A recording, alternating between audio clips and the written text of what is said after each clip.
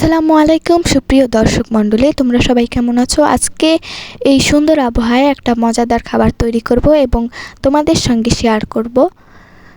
তো একটা সুন্দর আবহাওয়া থাকলে সেখানে যদি মজাদার খাবার থাকে তাহলে কিন্তু অনেক ভালো লাগবে। তো তার জন্য আমরা একটা ভিডিও নিয়ে চলে আসছি তোমাদের সামনে। আমাদের বাড়িটা পুরো সবুজ গাছ দিয়ে ঘেরা, দেখতে পাচ্ছ তো চারিদিকে সবুজ আর সবুজ। এখানে পেঁপে গাছ আছে, পেঁপে গাছে অনেকগুলো পেঁপে হয়েছে। তারপর আমাদের বাড়ি একটা লেবু আছে, সেই লেবুটা অনেক বড় হয়। এই যে দেখতে পাচ্ছ বড় বড় লেবু, ক্যামেরায় কতটা বড় বোঝা যাচ্ছে আমি সেটা জানি না, কিন্তু আসলে এটা খুব বড়।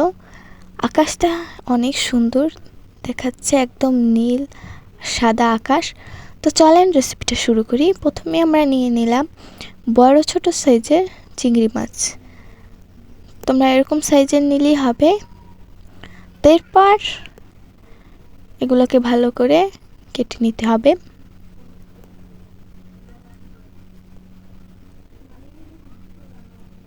মাথাটাও কিন্তু খুলে ফেলতে হবে। এই রেসিপিটায় আমাদের চিংড়ি মাছের মাথা রাখা যাবে না।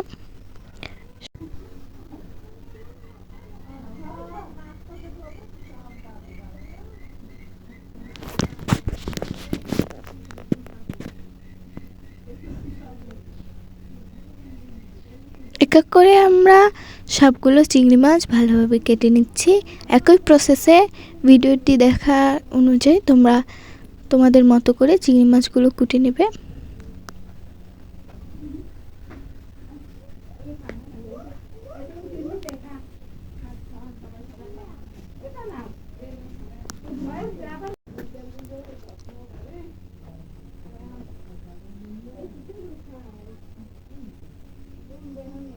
এভাবে করে আমরা সবগুলো একইভাবে কেটে নিচ্ছি। এগুলো বাগদা চিংড়ি। তোমরা হরিণা চিংড়ি অথবা গলদা চিংড়ি তার থেকেও এই রেসিপিটা তৈরি করতে পারো। বিশ্বাস করো, রেসিপিটা খেতে এত মজা ছিল যে অনায়াসে তুমি 3-4 পিস খেয়ে ফেলতে পারবে। ক্রিস্পি ছিল, মজাদার, ঘ্রাণ সব কিছু মিলিয়ে রেসিপিটা অনেক মজা হবে। তো পুরো ভিডিওটি দেখার জন্য সবাইকে আমন্ত্রণ রইল। প্রথমে আমরা এই চিংড়ি মাছগুলো সব কেটে নিচ্ছি।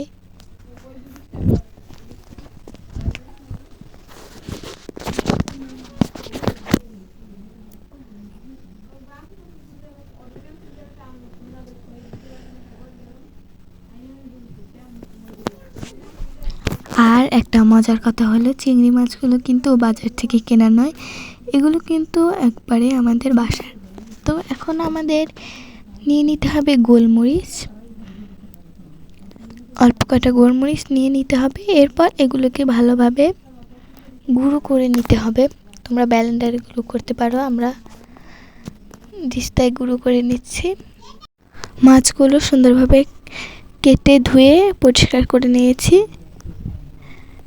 একদম ফ্রেশ করে ধুয়ে নিতে হবে। এরপরে এখানে আমাদের একটা ব্যাটার বানাতে হবে। তার জন্য এখানে নিয়ে নিতে হবে 1 কাপ ময়দাই দিতে হবে। তারপর এখানে দিয়ে দিচ্ছি আমরা কর্নফ্লাওয়ার। এটা ছোট কাপের 1 কাপ।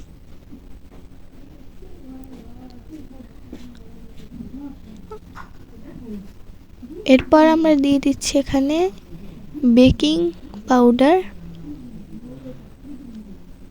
এটা মোস্ট ইম্পর্টেন্ট, 1 চা চামচ পরিমাণে দিয়ে দিচ্ছি। এরপর চিংড়ি মাছটা আমাদের ভালোভাবে মাখিয়ে নিতে হবে। তার জন্য আমাদের নিয়ে নিতে হবে লাল মরিচের গুঁড়ি, গোলমরিচের সেই গুঁড়িটা। এরপরে দিয়ে দিতে হবে লেবুর রস, পরিমাণ অনুযায়ী দিয়ে দিতে হবে লবণ। তো এখানে আমাদের আর কিছু দেওয়া যাবে না, এই আমাদের উপকরণ চিংড়ি মাছের। এরপরে যে বাটিতে থাকা উপকরণগুলো ছিল সেগুলোর মধ্যে আমাদের দিয়ে দিতে হবে গোলমরিচের গুঁড়া, ধনিয়া পাতা দিয়ে ভালোভাবে সবগুলো মিক্স করে নিতে হবে। সুন্দরভাবে একবারে মিক্স করে নিব। গোলমরিচ, ধনিয়া এগুলো যেন সব একবারে মিক্স হয়ে যায়। এরপরে আমরা দিয়ে দিচ্ছি এখানে ঠান্ডা পানি, একদম ফ্রিজের ঠান্ডা পানি দিয়ে দিতে হবে ব্যাটারটি সুন্দর করার জন্য। এখানে নর্মাল পানি ইউজ করবেন না, আর হচ্ছে গরম পানি ইউজ করবেন না, অল্প অল্প করে ঠান্ডা পানি ইউজ করবেন। আর হচ্ছে এভাবে করে আলতো হাতে নাড়াবেন চামচ দিয়ে। তো আর একটু দিয়ে এরপরে আমরা ভালোভাবে মিক্স করে নিচ্ছি যতক্ষণ না পর্যন্ত আমাদের ব্যাটারটি হচ্ছে সুন্দরভাবে হচ্ছে। আমাদের ব্যাটার কিন্তু হয়ে গেছে। এরপরে হচ্ছে সেই চিংড়ি মাছ এগুলো ভালোভাবে মাখিয়ে নিতে হবে, হাত দিয়ে সব একবারে মিক্স করে নিতে হবে। দেখতে পাচ্ছেন সব মাছের গায়ে একবারে লেগে গিয়েছে। এবার এগুলোকে ভাজতে হবে। তার জন্য আমরা চুলায় নিয়ে নিলাম সয়াবিন তেল।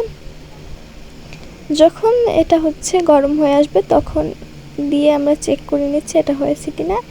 এরপরে সেই চিংড়ি মাছটা আমাদের এখানে কোট করতে হবে আটার ব্যাটারের সঙ্গে। আস্তে আস্তে করে এক একটা দিয়ে দিতে হবে আমাদের।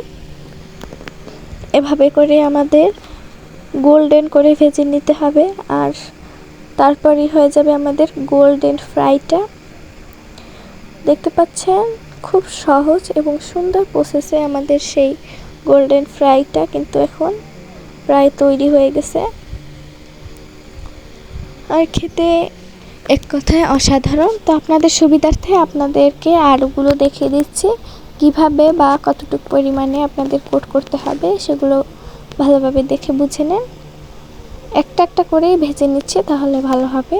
আর ছোট ছোট সেগুলো থাকবে সেগুলো দুটো করে ভাজা যাবে, নাহলে গায়ে লেগে থাকবে আর ভাজাটাও একবারে গোল্ডেন কালার হবে না। তো এক এক করে আমরা দিয়ে দিচ্ছি এক এক চুলায়।